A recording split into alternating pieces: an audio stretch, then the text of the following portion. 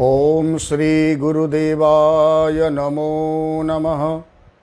ओम श्री गुरु परम गुरु परात्पर गुरु परमेष्ठी गुरुभ्यो नमो नमः। ओम भगवते ब्रह्म शिशु अनंताय नमो नमः। परिवार तीर्थ अनंत धामर श्री धामेश्वर विग्रह भगवान क्षीराब्धिशायी अनंत सुंदरंकर अभयचरण तले मंच उपरु सेवक मानसरे शतकोटी दंडवत प्रणाम समर्पण करुछि। ए पवित्र धामर नियामक पुरुष परम पूज्य सद्गुरुदेव परमंश श्रीमद बाबा बलियांकर अभयचरण तले भक्तिपूत विनम्र प्रणति समर्पण करुछि। पवित्र उत्कल भूखंड तथा आर्यावर्त भारत वर्षर प्रतिटी साधु संथ महामनसी मानकर सद्गुरु वृंदमानकर अभयचरण तले मथानत दंडवत प्रणाम सेवक मंच उपरु समर्पण करुछि। बलिया विचार कार्यक्रम को आपण मानक स्वागत करुछि। आमे बलिया कथामृत ग्रंथर गोटे गोटे मार्गदर्शन धारा को प्रतिदिन आलोचना करुचे एवं ये सेवकर व्यक्तिगत विश्वास रही एवं निवेदन मध्य आपण मानक निकट रहिबो। जीवनचर्या रे जीवन यात्रा रे जीवनर प्रतिटी अत्यावश्यक स्थल रे जदि कौनसी गोटे ये मार्गदर्शन कौनसी गोटे कथा दे आपण मानक जीवन को आलोकित करि परिला, समस्यार समाधान करि परिला, जिज्ञासार प्रत्युत्तर दे परिला, ये सेवकर श्रम सार्थक हबो बोली कि मने करिवे। आज आम कौन मार्गदर्शन रही पाठ करवा। गीतांकर प्रथम शिक्षा ही नम्रता। भगवान कृष्णंक परी विराट व्यक्तित्व पुणी रथर सारथी बा चालक हेले। यार अर्थ तुमे जेते विराट स्तरर मनीष हेले भी मनरे नम्रतार भावना रख। ये कथाटी एते जटिल शब्दावलीर समाहार एठी नाही, साहित्यिक शब्दावली एठी नाही। सरल शब्दावली भितरे जीवन को जीवनर गतिशीलता पथरे यह एक सुंदर आलोकवर्तिका आम पई सुंदर मार्गदर्शक भाव में आमको मार्ग प्रदर्शन करूछि। भगवत गीता समग्र विश्वर एक अनन्य शास्त्र जो संबंध रे एई मंचरे आमे अनेक थर मध्य आलोचना रखिथिले। यह हूँ मानवीय संविधान बोली। तेबे सेई भगवत गीतांकर प्रथम कथा हूँ नंदीघोष रथर सारथी होउचंती भगवान कृष्ण। वर्तमान आमे रथारूढ़ अवस्थारे पुरी नीलाचल पुरुषोत्तम धाम रे नंदीघोष रथरे रथी स्वरूप रे देखुचे जेहू भगवान को से द्वापर रे सेई नंदीघोष रथर सारथी भूमिका रे ही थिले एवं जो सारथी भूमिका रही महाभारत तथा विश्व समय विश्वयुद्धर महानायक से साजी थे। हाथ अस्त्र धरी नथिले, कौनसी रणदुंदुभी बा रणांगनर गोटे योद्धा स्वरूप से अवतीर्ण हो नथिले। से अवतीर्ण होते गोटे रथर ड्राइवर, रथर चालक, सारथी। ताहले तांकर व्यक्तित्व कौन सेया थिला? सी तो द्वारकार सार्वभौम सम्राट थिले, राजा थिले। आपण चिंतन कले जन गोटे देशर राजा तांकर निजर आत्मीय स्वजनंकर जने संबंधी अर्थात पीसी पुओ, कृष्णंकर पीसी होउचंती कुंती एवं पीसीर पुओ होउचंती पांडव माने, तांकर व्यक्तिगत पारिवारिक कलह को मेंटेवा पई जाई सी रथर सारथी हेइथिले। मु किछि करबिनी कोन रथ चलेइबी। ताहले यह कौन शिक्षा दूची जगत को? अर्थात राष्ट्रर स्वार्थ पाई, राष्ट्रर उन्नति पाई, राष्ट्रर अखंडता पाई आमको आमर व्यक्तिगत पराकाष्ठा, व्यक्तिगत स्वाभिमान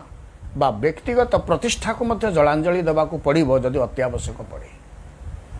भगवान कृष्ण परी जननायक राष्ट्रनायक आउ थे ये संसार को आसबे कि ना, यह एक विराट संदेह,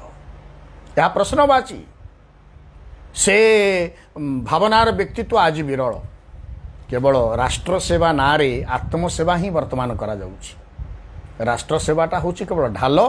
किंतु साधन करा जाउछि व्यक्तिगत स्वार्थ तेणु राष्ट्रीय स्वार्थ को जलांजलि देई वर्तमान व्यक्तिवादर स्वार्थ पारिवारिक जीवनर स्वार्थ केवल एठी प्रतिपोषित होउछि तेणु यार व्यतिक्रम थिले से दिनर महानायक कृष्ण जी राष्ट्र स्वार्थ पाई निजर प्रतिष्ठा निजर सम्मान ये सबको जलांजलि देइथिले जलांजलि देइथिले बोली अर्जुन रथर सारथी होते चालक होते चिंतन कर गोटे राष्ट्र सुरक्षा दिगरे केड़े बड़ माने नूतन दिगंत से सृष्टि करते तेणु गुरुदेव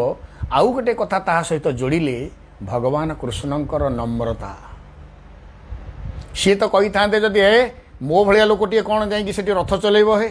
तुमर कौन सारथी नहांती अर्जुन रथर कौन सारथी नथिले दरमा दिया सेठी कौन कर्मचारी तार नथिले थिले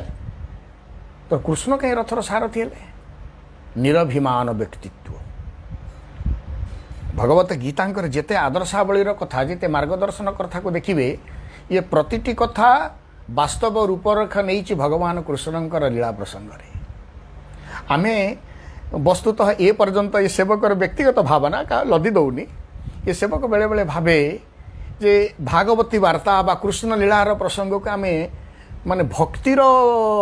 अंश रूप में आम जी आलोचना करूँ तार वास्तववाद दिगरे आम जमा गुरुत्व आरोप करूना बोली सेवकर मत हुए बेले बेले कहीं से अनुभव हुए कहीं ना केवल से भक्तिर नायक ठीक अच्छी से किए काटी दौनी किंतु कृष्णलीला केवल भक्ति रस को आधार करी नुह तन्मध्य वास्तव बोध मानविकतार बोध सामाजिक बोध मूल्यबोध संस्कृतिर मूल्यबोध परंपरार मूल्यबोध शास्त्रीय मूल्यबोध राष्ट्रीय मूल्यबोध विश्ववादर मूल्यबोध क्यों कथाटा नहीं कि सेठी आम केवल गोटे अंश को धरी नहींचु भक्तिवादर कथा ताहा एक अंश कहीं मना करूनी किंतु ता भितर आहुरी एते व्यापकता रही आम से व्यापक अवस्था पर्यंत आम स्पर्श कर पारुनु गुरुदेव गोटे कथा को ये कहले आज कृष्ण का मनर नम्रता ओहो नम्रंती फलिन वृक्षा नम्रंती गुणीन जना शुष्कम काष्ठम च मूर्खम च भग्नति न च नम्रति तेणु नम्रंती गुणीन जना जे प्रकृत गुणी से नम्र हुए कहीं ना फलंती वृक्षटा टे ओहरी आसे तलू से झुली पड़े ताकू शास्त्रकार मान कहले सेटा हूँ वृक्षर नम्रता नहीं आम भी देखीचु तो आंब समय अलग समय आंब गछटा जिते उच्चरे थाए जिते संपूर्ण फल परिपोषित हो जाए भरपूर हो जाए से टिके ओहली आसे तलू एटा समस्ते आपण मैंने अनुभव कर तेणु नम्रता हूँ भगवत गीतांकर प्रथम कथा कहीं नंदीघोष रथर सारथी चालक होते भगवान कृष्ण महाभारत एक कथा वर्णना अच्छी बड़ रोचक नम्रतार आउ दायित्व कर्तव्य बोधर चरम सीमार थिले भगवान कृष्ण प्रतिटी संध्यारे जितेबाला युद्ध समाप्ति होउथला शिविर को आसुथिले निज निज शिविर रे समस्त रोउथिले आसंता काली युद्धर संबंध में सेठी कौन ना योजना प्रस्तुत करुथिले से समय कृष्ण जेहेतु सारथी भूमिकार थिले तांकर प्रथम आउ प्रधान काम थिला अश्वमानंकर सेवा जो चारोटी धड़ा घोड़ा जोचा होते नंदीघोष रथरे तथा श्वेतैर्हैर्जुगते महती स्यंदने स्थित तेणु चारोटी जो धड़ा घोड़ा जोचा होता से चारोटी घोड़ा को खाइबा को दियंती कृष्ण ताकू पोषण करती कृष्ण एमिते कि तांकर घोड़ाकर गोड़ गुड़ा को मर्दन करी तांकू टिके तांको भितर जो माने आउ टिके बल को जागरित करती थका को क्लांति की मेंटेई दियंती कृष्ण महानायक कृष्ण राष्ट्रर राजपुओ हूँ कृष्ण राजा होउचंती कृष्ण सी अपनी घोड़ा मानकर पाद सेवा करुचंती घोड़ा को नड़ा खाइबा को दउचंती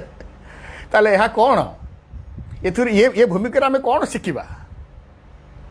से सुनु को केवल एते चांस कला पुंस कृष्णस्तु भगवान स्वयं सुनु को कहुई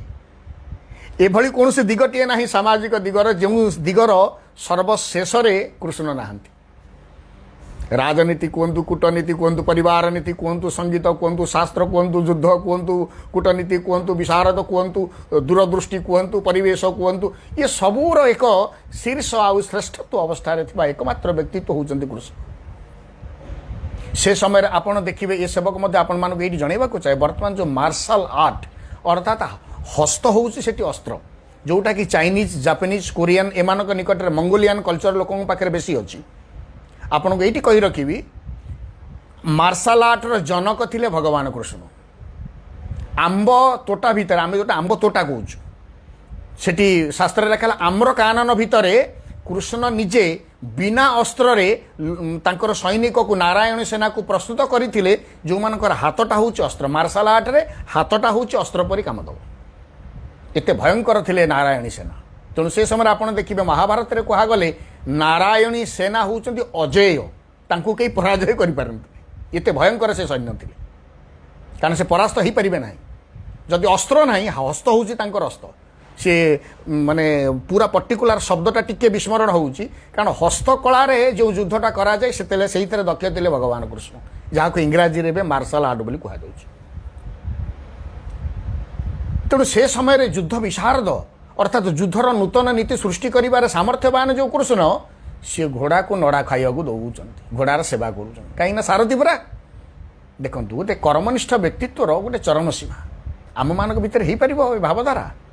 मु जन को सांग को जाइए बाहाघर भोजी में साहाय्य करने मते मु देई देई हाँ गोटे कौटी माने करचुली टिके देई पारे अंठा पत्रटा मु कार उठी पारि से मानसिकता मो भीतर अच्छी ना आमे जाइछु केवल भोजी आटेंड करने किंतु काहाकू परसीबा मो द्वारा हो पारे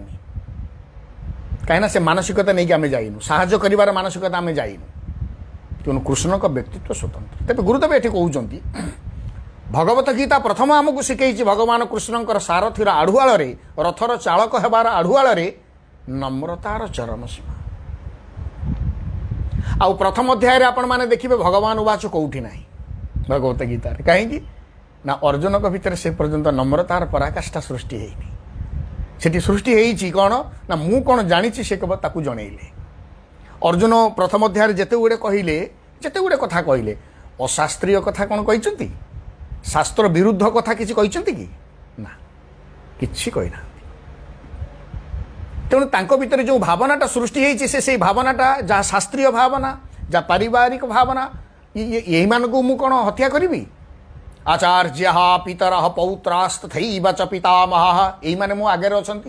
मोर गुरु मो पितामह मो समुदी मो शला मोर भाई मोर पुतुरा यही माने तो मो सम्मुखरे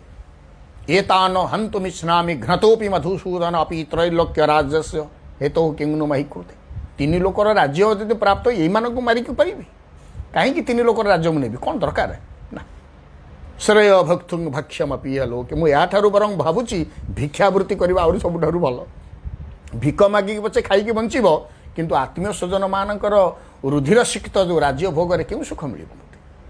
देख पुणी चिंतन करुँचर वीर माने इत्यादि प्रथम अध्याय जहाँ प्रसंग उत्सन्न कुल धर्माण मनुष्याणाम जनार्दन यदि संसार रे वर्ण संकर माने जात हेले ताले संसार कूल धर्म जाति धर्म राष्ट्र धर्म सबकि नष्ट हो जाए कारण से गले ट्राक भितर से रही अर्थात निर्दिष्ट नियम अनुशासन परिधि भितर वर्ण संकर माने रुहंतिनी तांको भितर स्वेच्छाचार विचारधारा निश्चित रहिबो हाँ से भीषण हो पारती किंतु स्वेच्छाचार विचार निश्चित रहिबो जो माने कि सबुर नष्टर कारण है यह अशास्त्रीय प्रसंग नुहे किंतु तांको भितर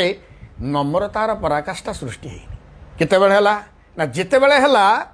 सेते बेले भगवान कृष्ण कहवा आरंभ कले कार्पण्य दोषोपहत स्वभाव पृच्छामि त्वां धर्म सम्मूढ़ चेता जश्रेयस्या निश्चितं ब्रूहीतन मे शिष्यस्ते हम साधी माम त्वां प्रपन्नम अहम ते शिष्य माम साधी मु आपणकर शिष्यत्व अर्थात शरणापन्न होउछि नम्रता आसिला तेणु जे पर्यंत अर्जुन को भितर से नम्रतार पराकाष्ठा सृष्टि होनी से पर्यंत गीतामृत शास्त्र भी सृष्टि होनी तेणु द्वितीय अध्याय सप्तम श्लोक कहले कार्पण्य दोष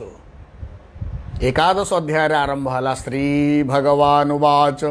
अशोच्यानन्वशोचस्त्वं प्रज्ञावादं सवाससे गतासु न गतासुंसनानु शोचन्ति पंडिताः। अनंतंकर मुखार बिंदरु गीतामृतर परिभाषा सृष्टि है से अक्षर को आश्रय करी अक्षराणाम अकारस्मि मो अक्षर मानक भितर जो स्वरवर्ण अ बिना कौन उच्चारित हो पारनि कौन व्यंजन वर्ण मूलटा हूँ स्वरवर्णर अकार पुणी कहा अकार वासुदेव सैत् तेणु अ होचंदी निजे वासुदेव। तेबे से अनंतंकर मुखार बिंदुरु जो गीताशास्त्र झरिला केतेबेले ना अर्जुन मनरे नम्रता आसिला परे। तेणु यार परोक्ष निर्देश आम मानक पई जे आमे धनरे कुबेर हो पारू बा सम्मान रे इंद्रंक सहित तुलित हो पारू बा ज्ञान रे बृहस्पति परि हो पारू किंतु एटा मन रखिबा आध्यात्मिक जगत रे आम समस्तंकर परिचय होउचे आमे जणे जणे अबोध शिशु अबोध बालक। एठी सब जानता आमे नुह सबु कथा सबुर ज्ञाता पुरुष आमे हो पारिबानी। हाँ सामाजिक जीवन में कहार कौन प्रतिष्ठा रही भिन्न कथा किए सम्मानार सी अलगा कथा किए अत्यंत ज्ञान वृद्धता अलगा कथा किंतु आम भितर जदि से नम्रतार परिभाषा सृष्टि नहेला आमे किसी भगवत कृपा बा भगवत उपलब्धि प्राप्ति हवा मध्य असंभव हो। आपड़ देखो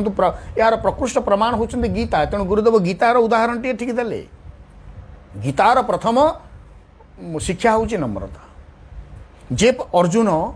शस्त्रविद शास्त्रविद योगी तपस्वी ज्ञानी माने कौन गुण से कम नथिले किंतु जे पर्यंत नम्रतार परिभाषा सृष्टि होनी से पर्यंत कृष्ण मध्य किसी उपदेश देउना मार्गदर्शन करूना। अर्थात कृष्णंकर कौन स्पर्श से दिव्य स्पर्श बा दिव्य मार्गदर्शन अर्जुन से पर्यंत लाभ करना जे पर्यंत तांक भितर नम्रतार शरणागतर भाव सृष्टि होनी जेतेबेले आसीची सेतेबेले सब पाइले।